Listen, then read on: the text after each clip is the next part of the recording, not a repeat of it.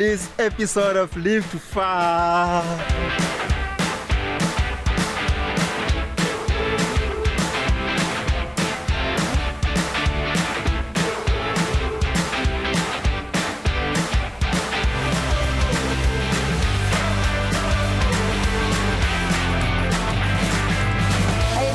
Welcome to season 2 of Live to Farm. Normally we would give you a tour of our farm starting off the new season, but it's early morning. Me and Kevin are getting ready to take off to go to South Africa. Stay tuned for our little journey in life. We're going to greener pastures. Yeah, that's right. We're going to greener pastures.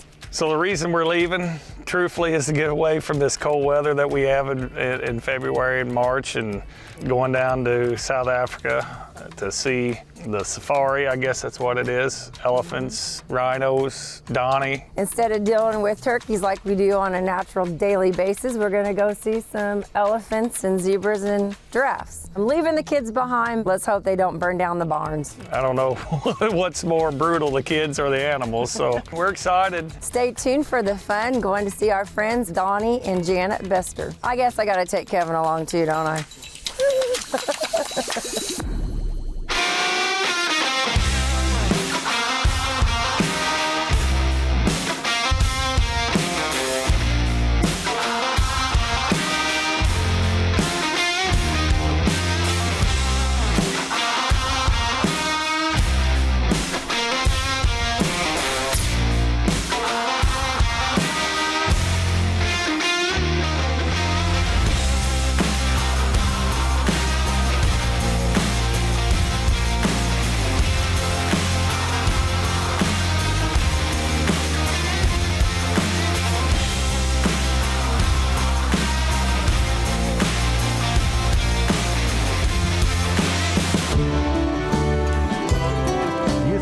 We can get to the production potential in our country with the right mentality that you've got in America. You think it's possible? Oh, 100%. I mean, why do you say that? Well, because I'm looking at like Donnie, which Donnie is, to me, one of the best farmers in the world. He's a model. He is.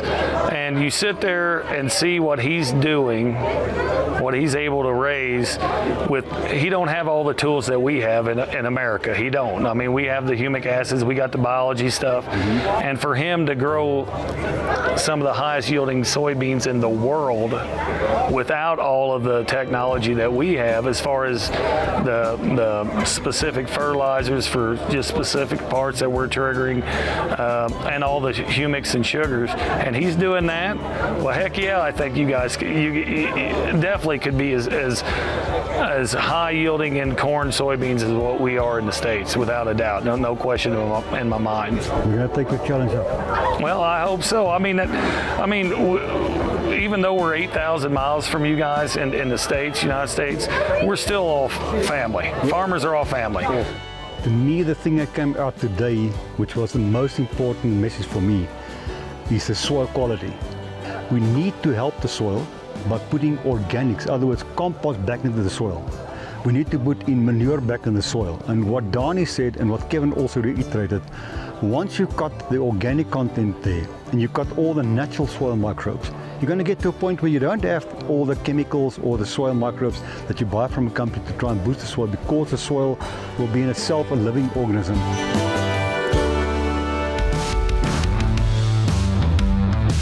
Die volgende trappie wat ons moet vat, ek dink regtig die grondbiologie kant, jy weet, ek wil nie sê dit gaan net oor chemowerking en goed nie, maar ek dink algeheel die grondgesondheid, dit is regtig waar ek dink die meeste ouens dalk moet gaan kyk na waar om nog opbrengs en goed te kry. Baie ouens glo in die uitstekende tegnologie wat ons het, ja, dit is nodig, maar ek dink ons volgende trappie wat ons gaan moet vir volgende hurdle te overkom, is definitief ons moet meer aandag in die grond gee. Weet, as jy gesonde grond, as die grond gelukkig is, maak nie saak wat jy in die grond gaan sit nie, dit is die volgende, the next frontier wat ons gaan moet oorbrug.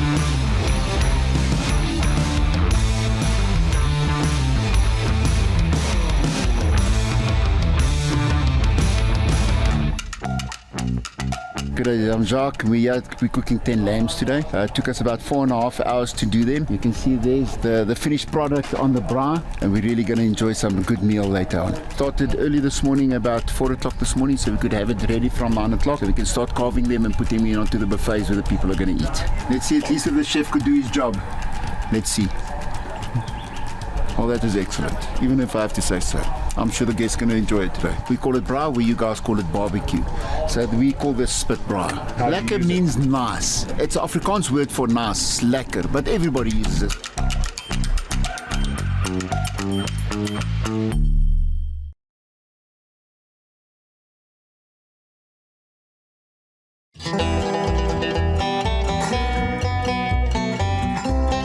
Here in one of my fields on my home farm. The season we had so far, we started out really wet. Last season was also really wet. We had some difficulty through the harvest season. Planting was like a challenge because we got stuck like quite a few times. And then when the corn came to tassel, it got really dry when it shouldn't be getting dry. And then it got wet again, and now we're back to actually dry again. So it's farming, you know, seasons are going like a roller coaster up and down. And So he's sitting there crying about all the weather problems he's got, but take a look at that ear. You're a sandbagger. You're gonna have a pretty good crop, ain't you? I talked to Donnie throughout the growing season, and Mother Nature a lot of times don't cooperate with what we want, but that's why he's one of the best farmers in the world. You know, he adapts, he improvises, and he overcomes, and he's gonna be able to farm another year with corn like this. This is pretty darn good corn. And I must say, I think we might get some decent bean yields. There are some of them that's looking really good, just hoping for the best. So, Donnie, you know, in the States here, this is March 18th, back where I'm at in DuBois, we're gearing up, getting ready to start planting. So how far are you away from harvest? So here in South Africa, we cut our beans before we do the corn. Beans we will be cutting in about, I think, 2 weeks. The first one's is going to be mature, and then I think the last beans is going to be about, take maybe 5 to 6 weeks. We don't get an early frost. We'll start with the beans. First week of April is like a good starting date. Then here by middle May, usually then we start to cut the corn. We only get to harvest it from 40% moisture, so we have to wait for it to dry down to 14% before we can start picking corn. So farmers back in the United States, we can shell corn or haul it to the elevator at 15.5% corn moisture. Down here in South Africa, it's got to be 14%. So there is kind of a difference there. It kind of makes them push their harvest back a little bit. All in all, this has been a fantastic day. Got to look at corn, got to look at beans. It's just amazing the practices that not only we see employed, that see works. I mean, for me, takes them practices back home and work on our soybeans. So I want to thank you for that. So I'm going to take some of your soybean practices back home. I'm excited. I may actually like planting soybeans. So, well, I hope so. I hope so. Guys, I think we're going to call it a day. We appreciate you guys tuning in. Unfortunately, this will probably be the last day to look at crops. We do have some more excitement coming up. Donnie, you want to kind of tell us what you got in store for us? So, we're going to be visiting Kruger Park, going to see if Kevin can outrun a lion. So if we don't send him back, it's not our fault. He was too slow. So yeah, we're going to play some golf there in a golf course. Then we're going to go down to Cape Town. We'll be looking at one of the planter factories where we have a really good locally built planter being built. We'll be visiting some of the winelands. We'll go and see Table Mountain. I am so excited to see our first, hopefully, giraffe, hippo, lion, but I don't need to see the last two up close and personal. Don't need to see them, but like I said, we can't thank you enough for letting us come down and seeing your beautiful country here, because it is, I mean, it is beautiful down here.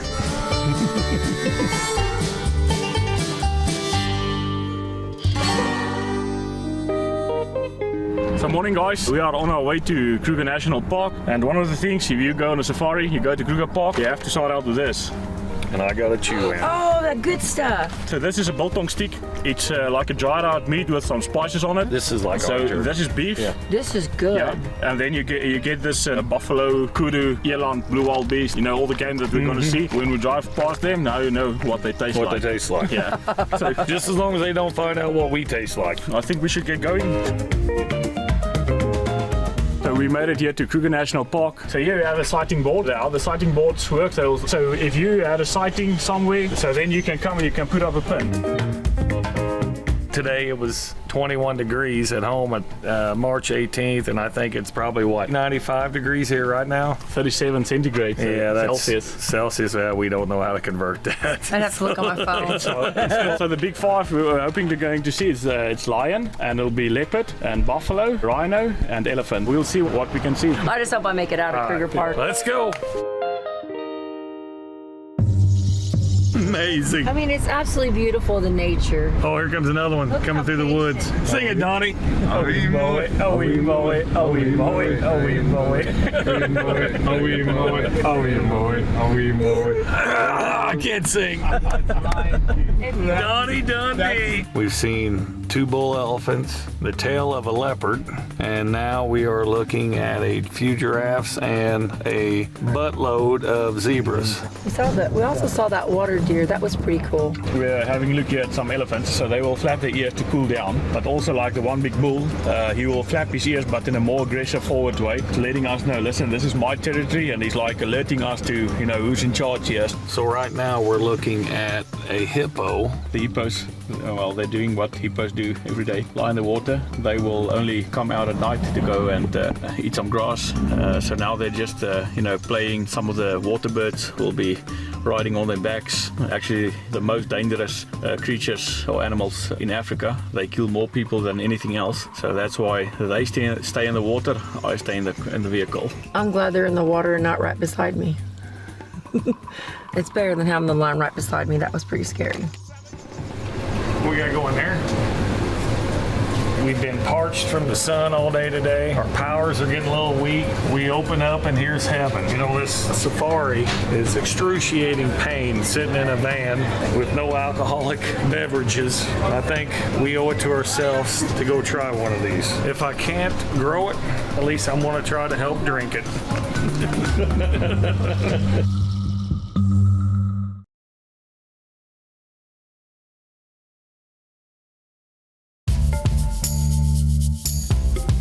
So hi everyone, welcome to South Africa. We're sitting here at Kruger Park. It's really good to have you guys here. You know, it's been a very interesting trip. We had a kind of a long flight. I don't know, it's definitely the longest flight I've ever been on, like 16 hours, I believe. Can you explain how we got to know each other? It's pretty cool. I remember just returned from the US at that time, and I came back here and I told my wife, listen, I need to make contact with this guy. He knows how to grow corn. And actually I messaged Sean. So there is a funny story on that. Sean said, hey, I think you may want to talk to this guy, and had a picture of you holding a soy tree with 1,600. I think at that time it was 1,454, if I remember correctly. Yeah. So I was like, yep, I definitely need to reach out to this guy. You're really a great guy. I really appreciate you know, the friendship. That's actually, I think, one of the things that had like a big impact in my life up until now, and even in my farming practices. I think it's going to change a whole lot of the way a lot of guys farm here in South Africa. It's a blessing, if I can call it that. Well, thank you. There on your farm, we learned to play some cornhole. Was that your first time ever playing? The first time that I played cornhole, yeah. So it was really cold, and your weather sucks in the US. And I decided that I should probably invite you guys over here and get you over here and just show you that there is more than just bad weather. You know, yes, we did talk a little bit about farming, but there's more to life than just working all the time. This is awesome. I mean, this is the best experience we've ever had. I just hope before you go back, you'll know that the metric system is far superior to the imperial system. I'm not arguing. I've learned. I can't teach you anything on corn. I'll probably be teaching you about driving on the right side of the road as well. Yeah, that is kind of weird too. The steering wheel on the wrong side, driving lanes on the wrong side. You know, not only are me and Donnie are very competitive in growing not just corn, soybeans, but you know, we're also very competitive in our families. Watching your dad still is involved, your brother's involved. It takes a badass team to make everything successful, and from what I can see, you got a pretty damn good supporting cast. Who would ever thought that, you know, we had been sitting down here in South Africa to your farm and this beautiful Kruger Park, and I'm not kissing you or nothing. Thanks, and I'm looking forward to future visits, and I think I'm gonna have to wager $5 here. Oh yeah? I will beat you at cornhole sometime. Well, and that's what's fun. We can be buddies, you know, 8,000 miles away and still talk shit. See you, buddy.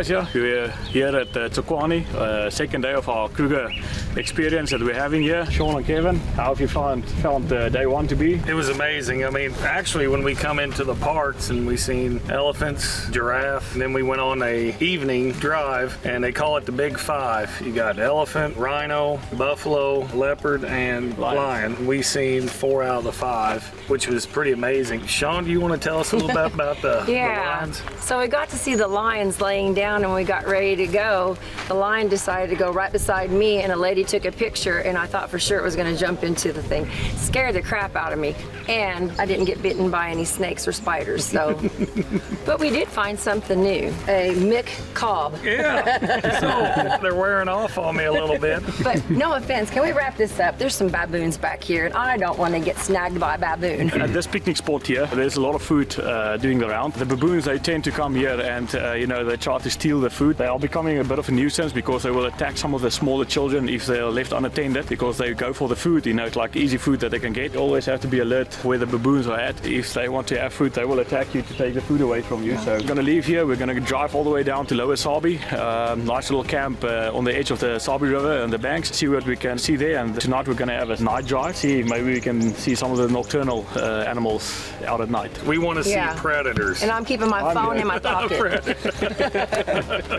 Okay, other than Donnie, we want to see predators. I think we better get going. Yes, let's go. Sounds good, guys. Let's roll.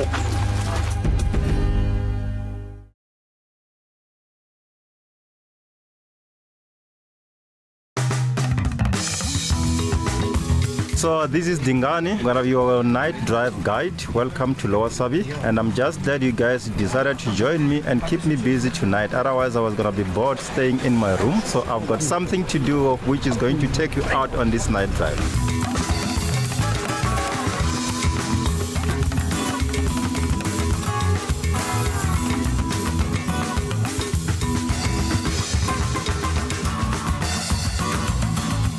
Thank you guys for joining me. I do believe that you had a very good time. The drive is finished. Now it's time to part ways. Thank you so much.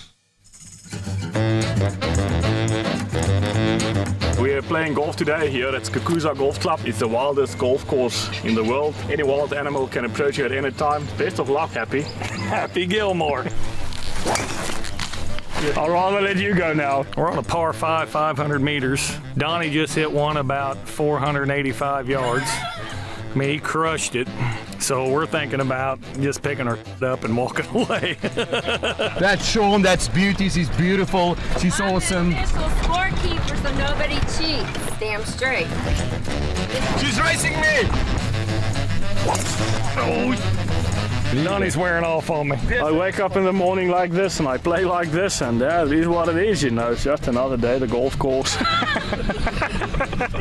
Donnie wakes up in the morning and he pisses excellence. That's all I know. It's game on, and that's the bottom line, because Stone Cold said so. Money! Boom. That's how we roll, fellas. We only had to fight 2 crocodiles today. Donnie karate kicked a lion. Jared wrestled a hippo.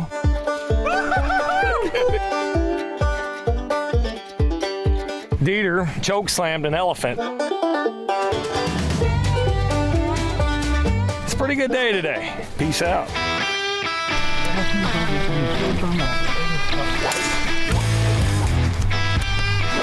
We are done with the first 9. We just had a fantastic lunch, getting ready to play the back 9 here, and it's me and Donnie, team farmers, against the producers. Yeah. The loser has to jump in that crocodile rhino infested lake. We ain't getting beat. You should just show us where the record buttons are. Yes.